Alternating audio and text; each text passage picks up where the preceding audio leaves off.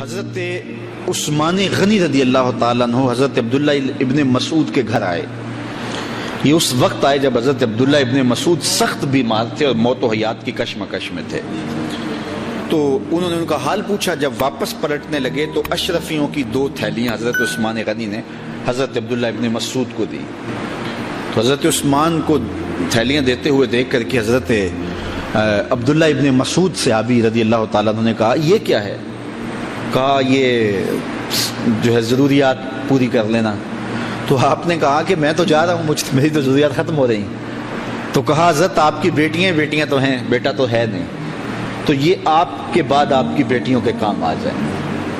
تو حضرت عبداللہ ابن مسعود کا یقین دیکھیے, فرمانے لگے کہ یہ کسی اور کو دے دو, میری بیٹیوں کو ضرورت نہیں رہے گی, اس لیے کہ میری بیٹیاں اتنی دیر تک سوتی نہیں ہیں جتنی دیر تک سورہ واقعہ نہیں پڑھ لیتے.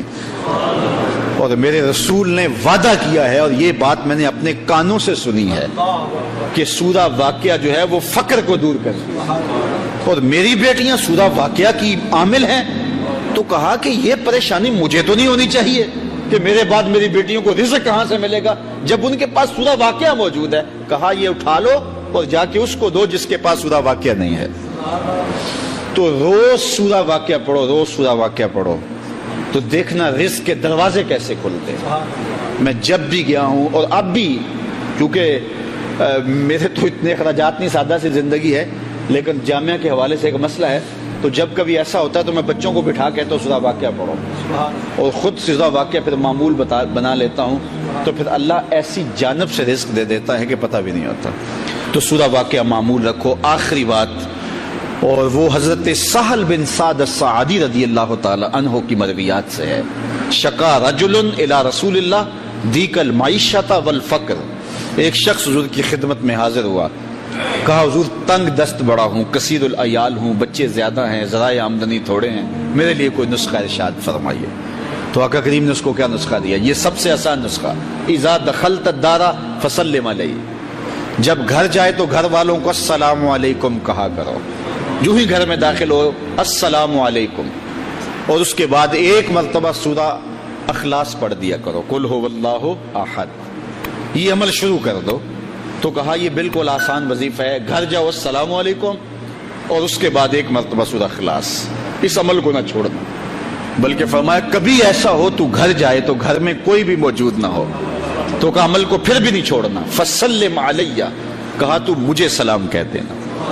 وہ اپنے نام لیواؤں کو تنہا چھوڑتے کب ہیں, جہاں ہم دم نہ ہو کوئی وہاں سرکار ہوتے. کہا کہ جب کوئی نہ ہو گھر میں تو کہا عمل نہیں چھوڑنا, پھر مجھے سلام کہنا, اور پھر ایک مرتبہ سورہ اخلاص پڑھ دینا. وہ صحابی کہتے ہیں میں نے عمل شروع کر دیا, گھر جاتا السلام علیکم, گھر والے بھی خوش, اور اس کے بعد سورہ اخلاص بیٹھنے سے پہلے پڑھ لیتا.